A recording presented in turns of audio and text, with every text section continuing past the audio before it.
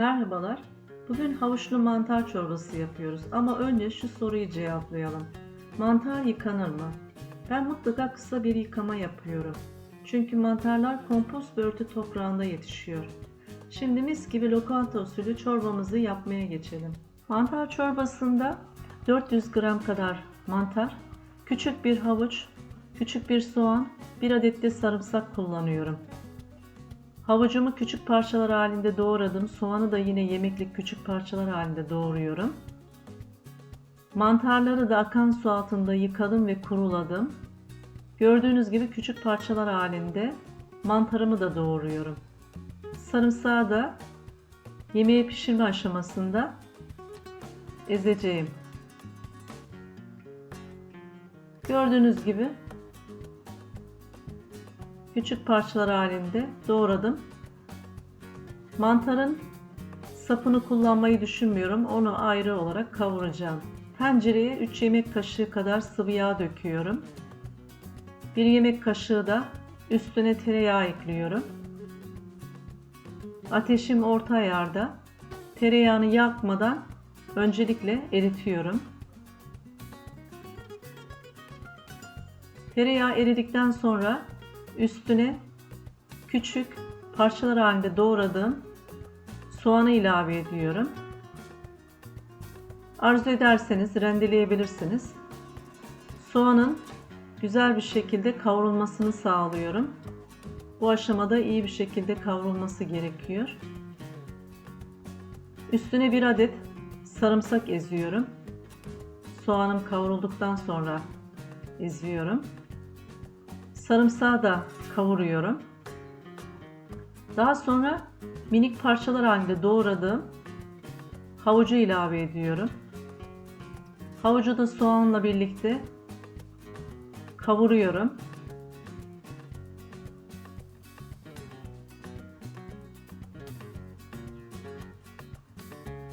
Gördüğünüz gibi.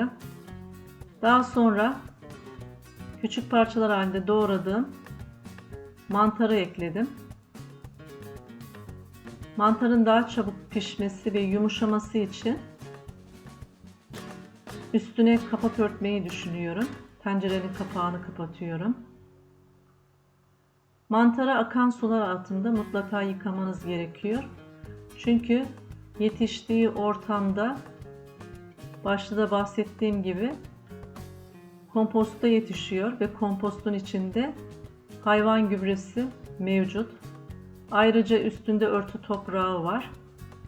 Mantarın üstündeki kalıntılardan uzaklaştırmak için yıkamak gerekiyor. Ayrıca koruyucu uygulamalar da yapılabiliyor. Gördüğünüz gibi kapağını kapattım. Bir 5 dakika falan pişirdim. Suyunu saldı. Bu aşamadan sonra kapağını kapatmıyorum. Kavuruyorum ve suyu uzaklaşıyor. Üzerine tepeleme 2 yemek kaşığı buğday unu serpiyorum.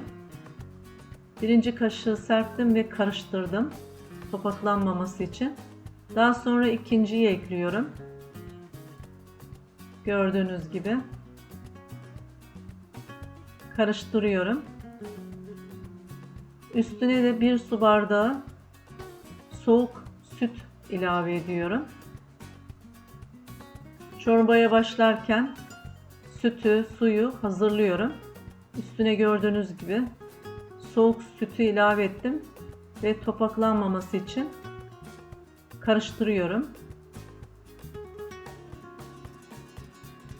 Daha sonra 4 su bardağı sıcak su ilave ediyorum. Suyu ölçülü kaynatmıştım. 4 su bardağı sıcak su ilave ettim. Bu şekilde karıştırarak çorbamı kaynatıyorum. Kaynayana kadar karıştırıyorum. Gördüğünüz gibi. Kaynadıktan sonra 3 dakika daha karıştırıyorum.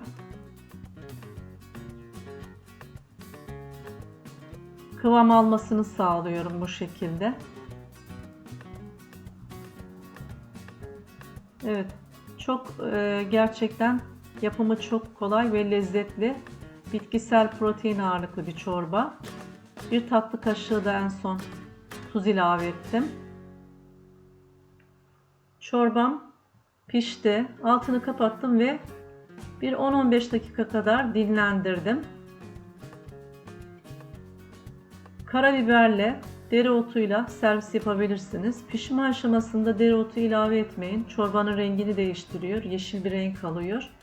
Servis aşamasında ilave ederseniz, eğer tercih ediyorsanız, daha güzel oluyor.